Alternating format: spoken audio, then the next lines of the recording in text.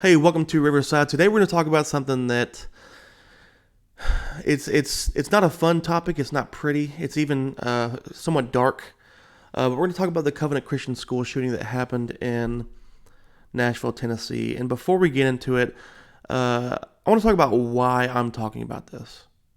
Because you might be thinking, why would a minister get involved in political discussions or cultural discussions or like current events? Like, what's the point of all that? Shouldn't you just be sticking to the gospel and the Bible? Yes. Now, the best way I can explain this is through my own experience. Um, I was a cop in 2020. I was a cop for like 5 years. I was a reserve deputy. So in 2020, I would work full time as a youth minister throughout the week. I would write lessons and plan youth group events, youth group games, and all those crazy things. And I was also in school, so I'd be studying, doing homework. When I was at home, I was with my wife and kids. And then on the weekends, I would go downtown with a badge and gun and a vest, and I would work the riots. And needless to say, extremely stressful. The most stressful thing I've ever experienced. And it affected things at home. It affected my schooling. It affected my job and my performance at work and school. It affected my relationship with friends. It affected just about every aspect of my life. I was losing sleep and having nightmares every night just because of what I was experiencing. Um, and I remember being in that position and looking back and thinking, or I remember being in that position and then looking around and seeing other brothers and sisters in Christ who are also dealing with the same thing, who are also looking out their windows and noticing that their city is burning and their state is burning and their country is burning, and really trying to figure out how to walk through those political and cultural waters in a way that pleased God. And that's what I really think that there are a lot of Christians who are struggling with that. And for some reason, more or less, the church was radio silence on the issue. Now, I understand that, as a minister, you don't want to be divisive. I understand that, as a minister, you want to stick to the gospel, and that should always be your focus. That will always be my focus, even with Riverside. But when our congregants are struggling with how to process things and are trying to figure things out, I think the first people that need to speak up are ministers and preachers and pastors and elders, because the simple fact of the matter is this: if our congregants aren't getting guidance from us as ministers, they're gonna go to the world, and they're gonna go get guidance from things like The View, or I don't know, Oprah, or whatever it might be, or I guess Andrew Tate, and they're going to go to people like Logan Paul, I think it's his name, and like Joe Rogan, and they're going to go to the world for guidance in areas where ministers should be guiding their flock. And so, yes, this isn't your normal thing that a minister does. It's against the grain, but I think it's necessary. And hopefully, what I can do through this video and through videos like it, where I'm touching on cultural and political topics and current events, hopefully what I can do is bring some biblical clarity and biblical guidance into the mix. And I feel like that's severely lacking in our world right now.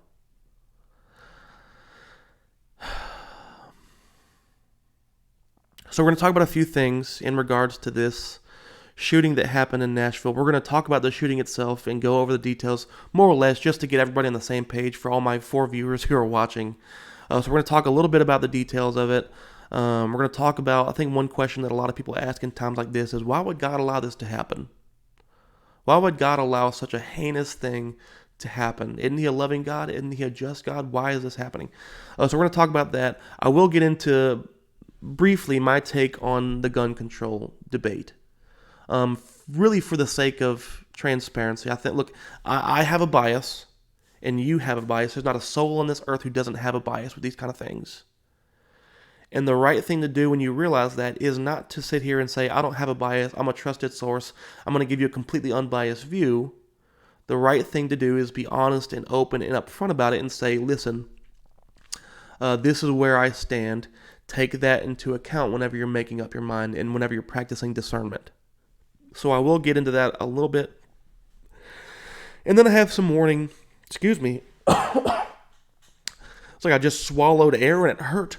And then I have a warning for Christians as they wade through these waters, because what happens a lot of times is, people will feel righteous anger, and they'll have anger that's even justified, but then they'll go around and do whatever they want and do awful things because they think, well, I'm justified in my anger, it's righteous anger, I can do whatever I want. And that's not the case.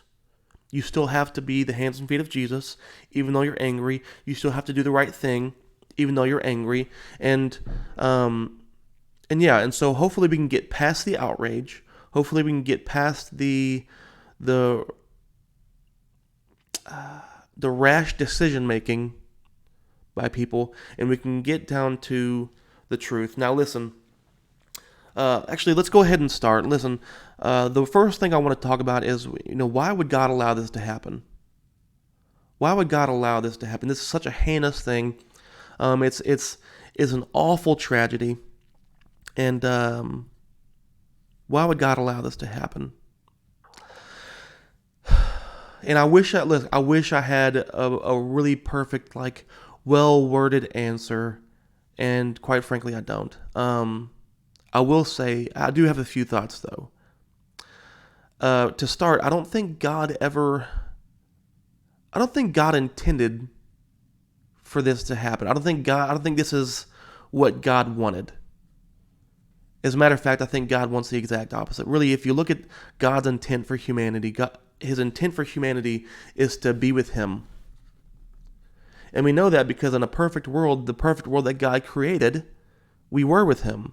And we were in the garden. If you ever want a perfect picture of the world, go back to Genesis 1. But in Genesis 1 and 2, we walked with God in the garden. We talked with God in the garden. He taught us.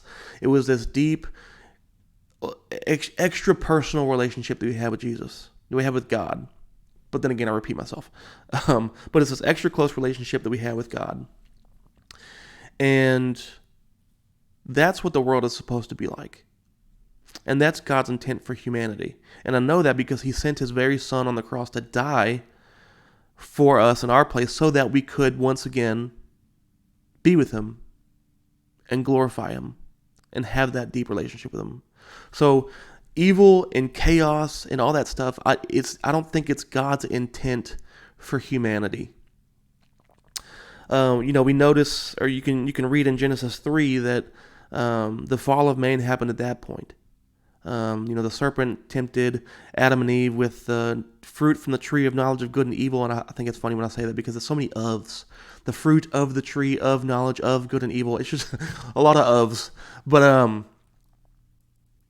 we ate the fruit and instantly there were consequences. And one of those consequences is that God casted humanity out of the garden. And He actually guarded the garden with a flaming sword, which is really cool. It's like metal. Really cool. But he casted us out, and instantly distance was created between us and God. And then if you can go in Genesis 3 and read the consequences for that sin. And from that point on, the world it wasn't what God intended it to be. It was defiled. And we live in a broken world. We live in a chaotic world. We live in an evil world. We live in a world that Satan is active in. And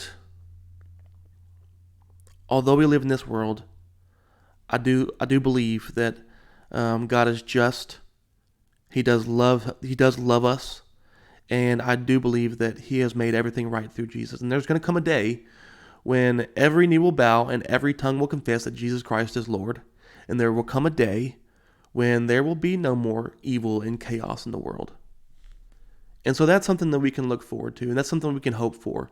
And I don't know if this makes anything better, but it's also important to realize that what happens here on earth, although it feels like a very long time to us, is but it is but a blip to the eternity that we're going to spend in heaven with God for those of us who are Christians. And so, like I said, I don't know if that's the best answer. I don't know if that's sufficient. I don't know if that makes you feel better. But that's what I do believe. I think there is hope for humanity and for Christians especially, even though we live in a chaotic world. So I hope that's edifying to you. I hope that helps you. I hope that benefits you. I hope that really does put you at ease, because Christians we don't need to worry. We don't need to stress out. We have ultimate peace that comes from the Father. Okay. Now, with that being said, and I guess with that reminder, I do want to get into the shooting itself, the details of this shooting. This shooting happened in Nashville. On Monday, and unfortunately, 6 people were killed. 3 of these people were kids, and that's,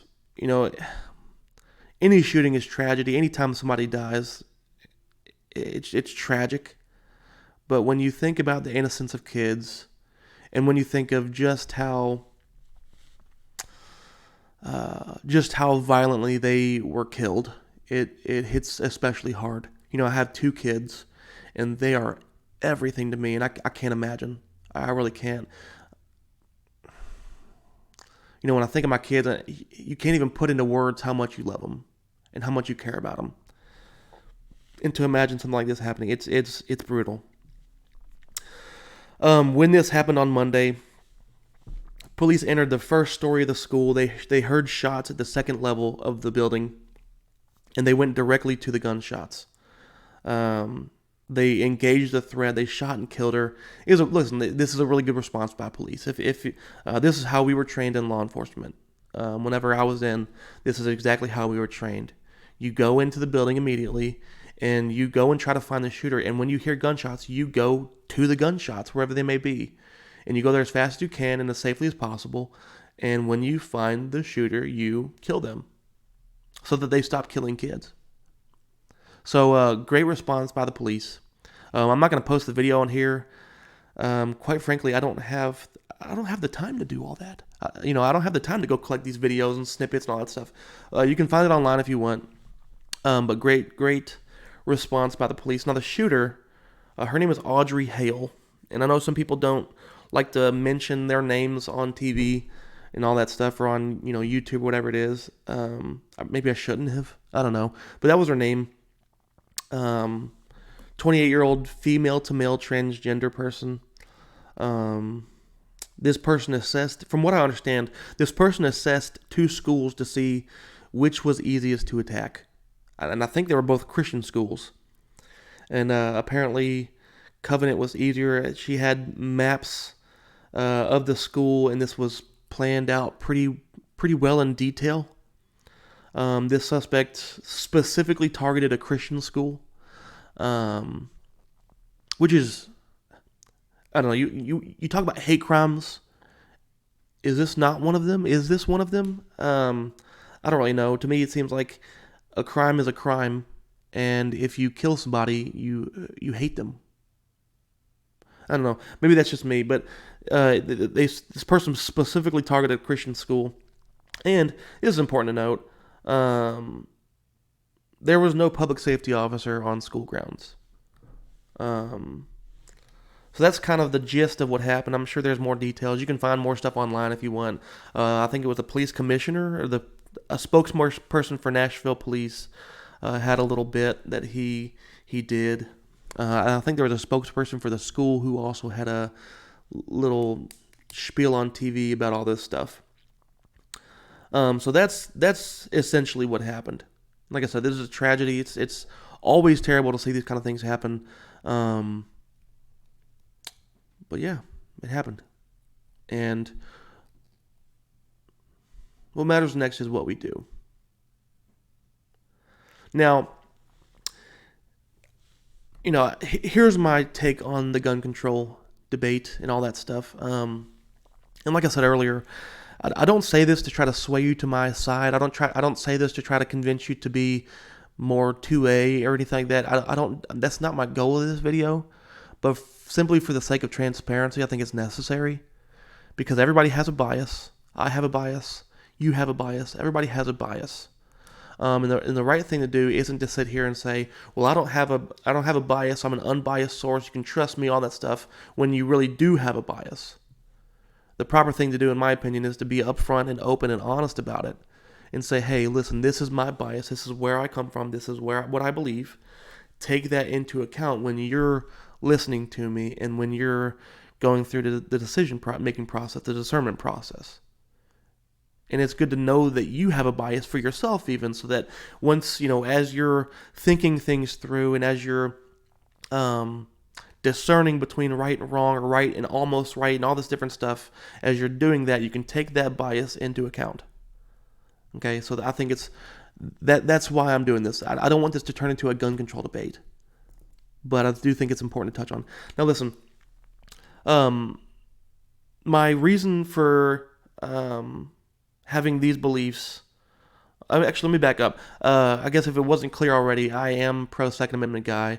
I don't think gun control is a wise decision. It's not that I just love my guns. It's not that I don't care about kids. I just don't think the whole gun control that's being on the guns makes much sense. And here's why. All this stuff that I'm about to say is backed up biblically, and we're going to get into all of it.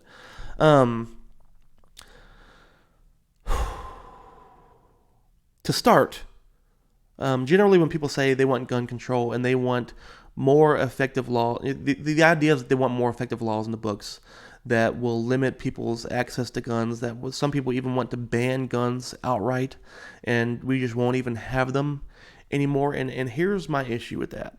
Here's why I don't support that. Now, you can support what you want.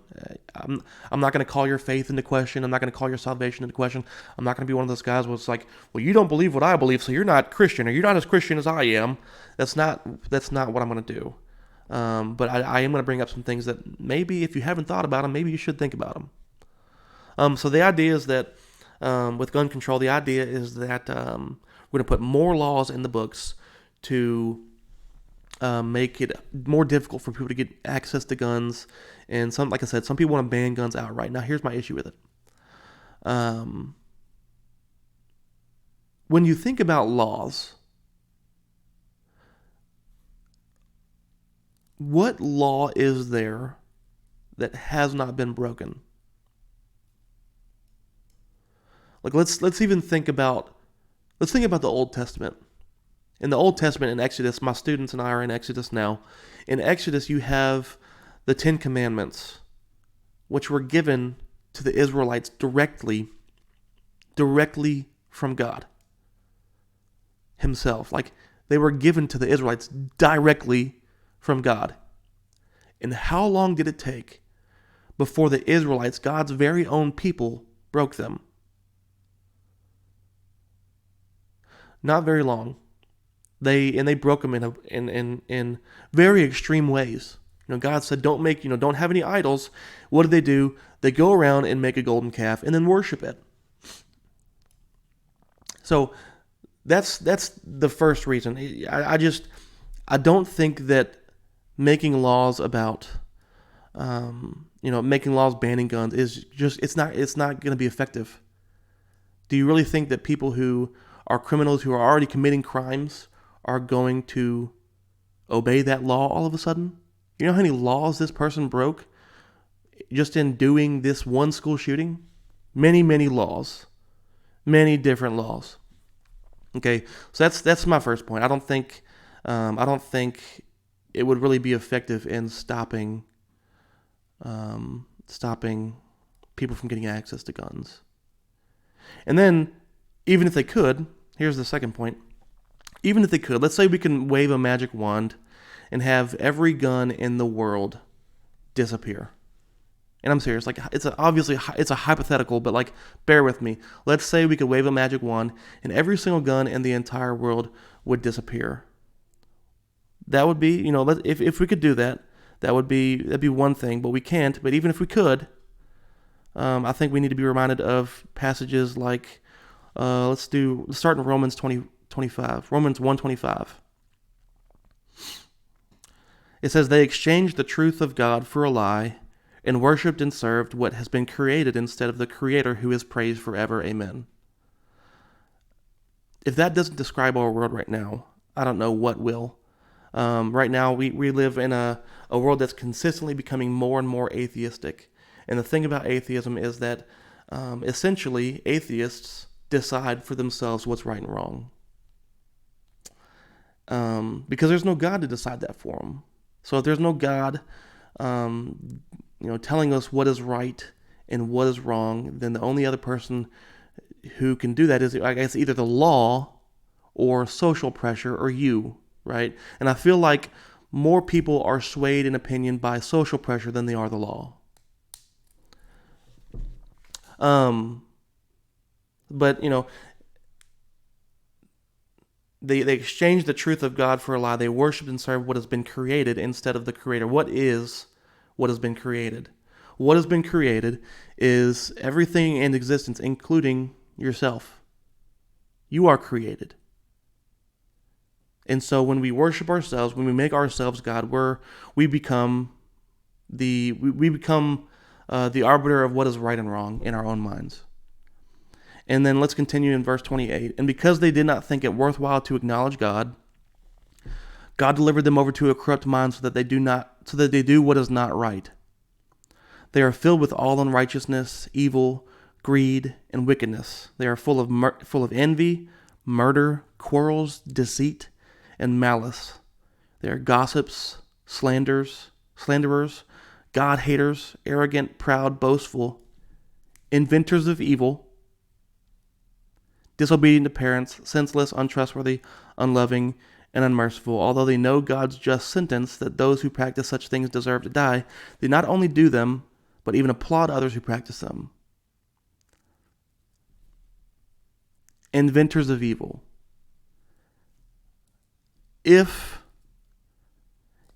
we were able to get rid of all the guns in the world, people will invent new ways of doing evil. So essentially, people who want to do evil would come up with new ways of getting the same desired effect, the same desired outcome. If it's not firearms, it's going to be something else. Do we really think that firearms are the only way to do mass harm? They're not. And so, like I said, one, it's not. I don't think it's realistic. I don't think it's a realistic idea to try and get rid of all the firearms in the world. Two, even if we did, these people are going to create new ways of doing evil. And so then we go to Nehemiah 4, and at this point, the Israelites are back in Jerusalem. They've been in Babylonian captivity for a long time. They're back in Jerusalem, but the issue is their wall has been destroyed, and they need to build a wall. And it's important that they build a wall because otherwise they're defenseless. If anybody tries to come and attack them, they're extremely vulnerable if they don't have their wall, so they need to build it. And let's start in, where is it? We'll just start in verse 6. So this is Nehemiah 4, verse 6. So we rebuilt the wall until the entire wall was joined together up to half its height, for the people had the will to keep working. When Sanballat, Tobiah, and the Arabs, Ammonites, and Ashdodites heard that their repair to the walls of Jerusalem was progressing and that the gaps were being closed, they became furious. By the way, those people, Sanballat, Tobiah, the Arabs, Ammonites, and Ashdodites, they're all enemies of the Israelites. So they became furious because the wall's being built. Verse 8 says, they all plotted together to come and fight against Jerusalem and throw it into confusion. So we prayed to our God and stationed a guard because of them day and night. So now they have a guard stationed day and night to stand on guard to see if these people are coming. In Judah it was said, the strength of the laborer fails. Since there is so much rubble, we will never be able to rebuild the wall. And our enemies said, they won't realize it until we are among them and can kill them and stop the work. And I think that's an interesting point right there. They won't realize it until we're among them and can kill them and stop the work. And I think it's interesting because all these mass shootings that happen there, they always catch people off guard. It's not like these people are announcing that, hey, I'm going to do this heinous act at this time. Come and stop me. Which sounds like Kevin from Home Alone. Better come out and pound me. But that's not what's happening. It catches people off guard. Anyways, verse 12, when the Jews who lived nearby arrived, they said to us time and again, everywhere you turn, they attack us. Listen to this. So I stationed people behind the lowest sections of the wall, at the vulnerable areas. I stationed them by families with their swords, spears, and bows. So now you have Jerusalem that is very vulnerable, and Nehemiah stations them by their families and arms them with swords, spears, and bows. Let me ask you this, and be honest. Outside of efficiency and effectiveness, what is the difference between a bow and a firearm?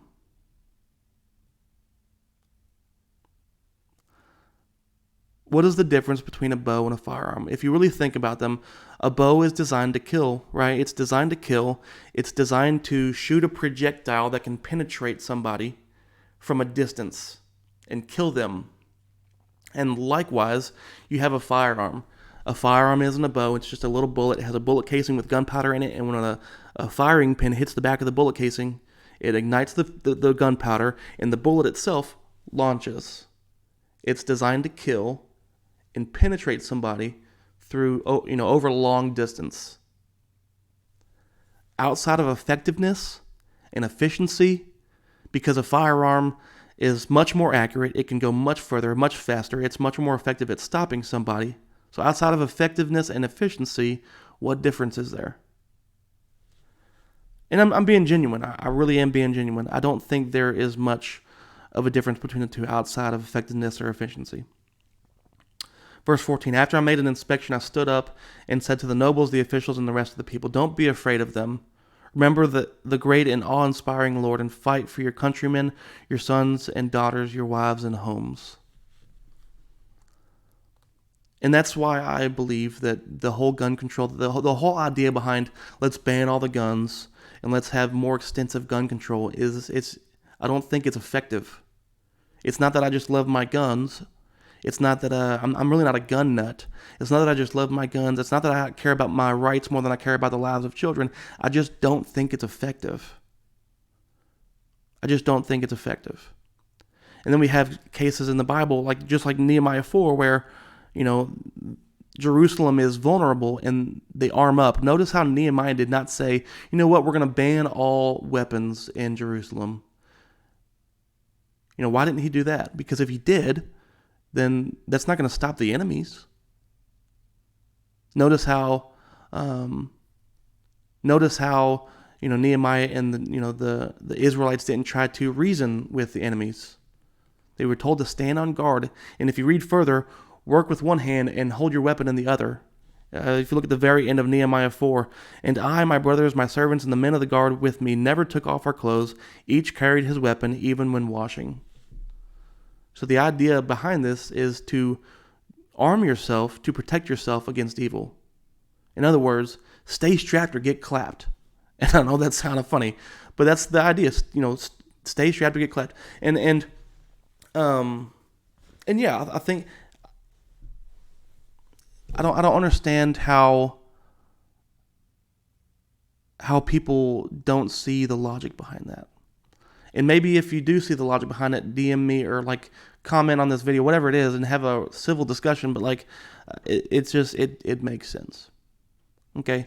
Now, that's my take on the whole gun control issue. Now, I do want to get into something else. This is something that it's more of a warning. It's more pragmatic. It's more practical for Christians.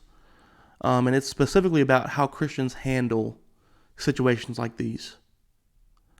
And anytime something like this happens, it's inevitable that one side gets angry and the other side gets angry, and they all fight and bicker, and both of them feel like they are righteously angry. Both of them feel like they're justified in their anger, and then they do cruel and awful things because of it. And it doesn't make sense, because we're not just told to have the right opinions. We're told to be the hands and feet of Jesus.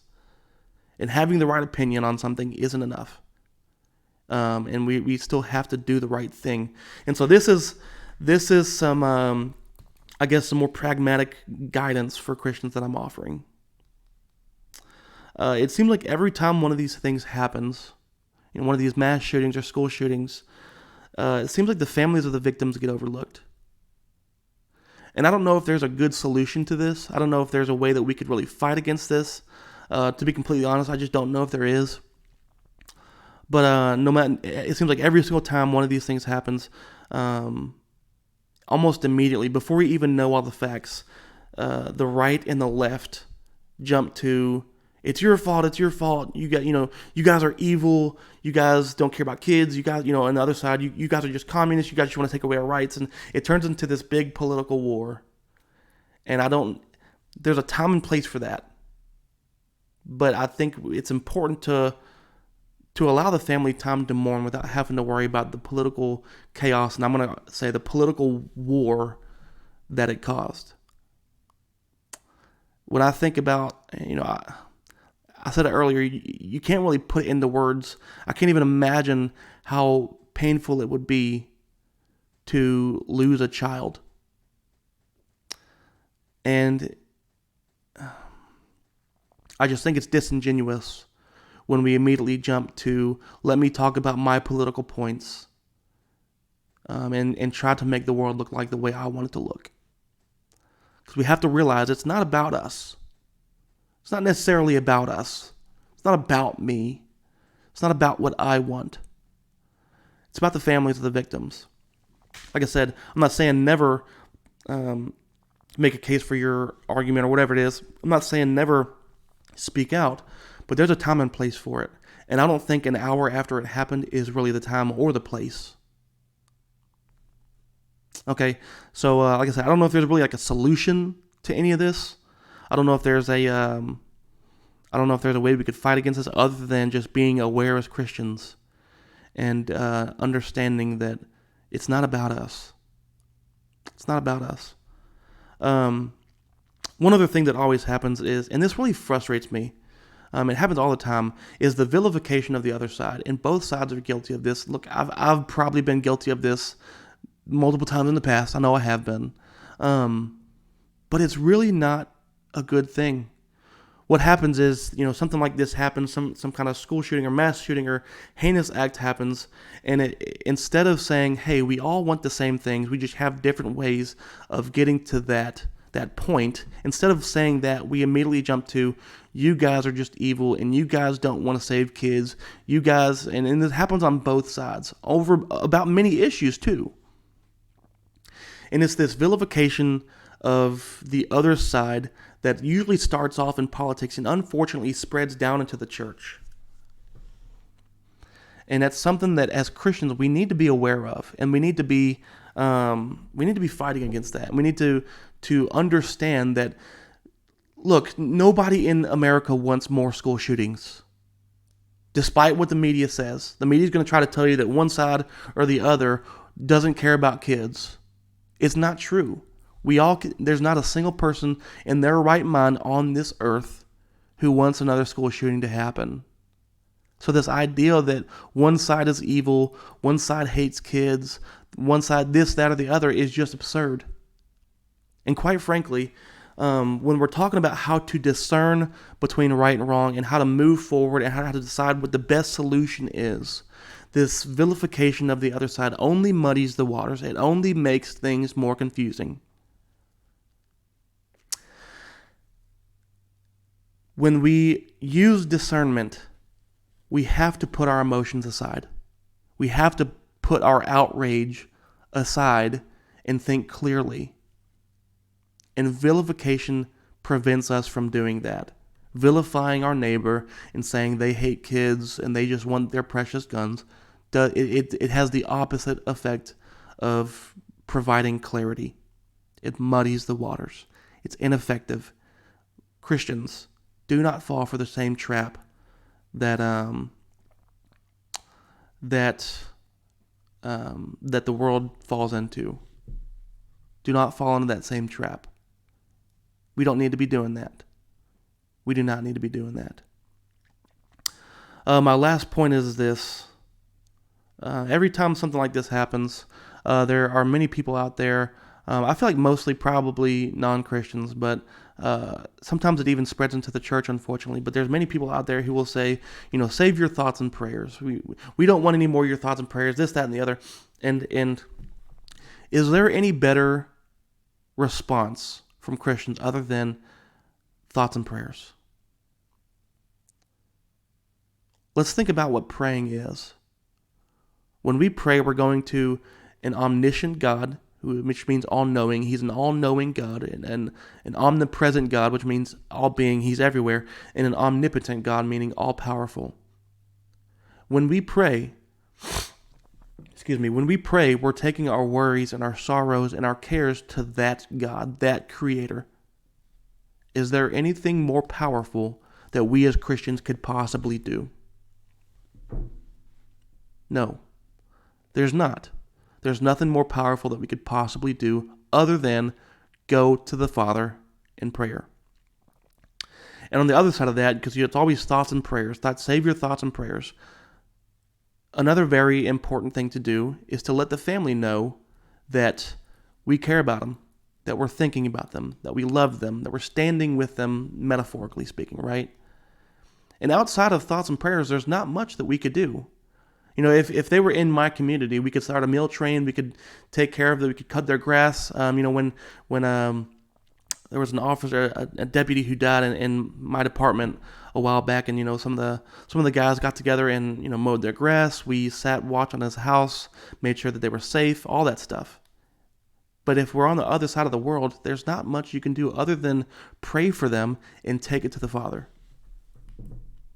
There's no better response other than thoughts and prayers. Now, I think what people mean when they say that is don't just say, we're thinking about you and praying about you without actually putting any action behind it. And you could even look at James 2:14-17. It says, "What good is it, my brothers and sisters, if someone claims to have faith but has no deeds? Can such faith save them? Suppose a brother or a sister is without clothes and daily food. If one of you says to them, 'Go in peace, keep warm and well fed,' but does nothing about their physical needs, what good is it?" I think that's what they mean when they say, save your thoughts and prayers. And I guess my response to that would be, first of all, praying is action. It should be our first action, our middle action, and our last action. And I'd also say that, well, I said it before, both sides want less school shootings. They just have different ways of doing it. So just because one side's idea of fixing the problem doesn't look exactly like yours doesn't mean that they're not doing anything. It doesn't mean they're not doing anything, and that's that might be a blind spot that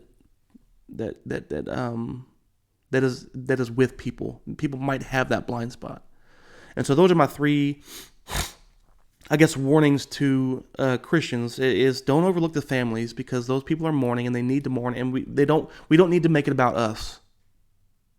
2, don't vilify the other side, because it just muddies the water and it stifles discernment.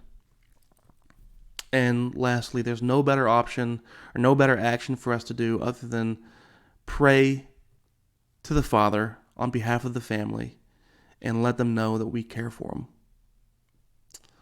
them. And that's really all I have today. This is a tragedy that happened. I wish it didn't have to make this type of video, but this is the type of stuff that the church needs guidance on, obviously.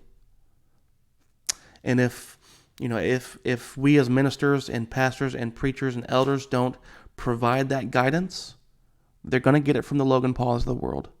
And they're going to get it from the Joe Rogans and the Andrew Tates and the View and the Oprah, whatever it might be they're going to get that from the world.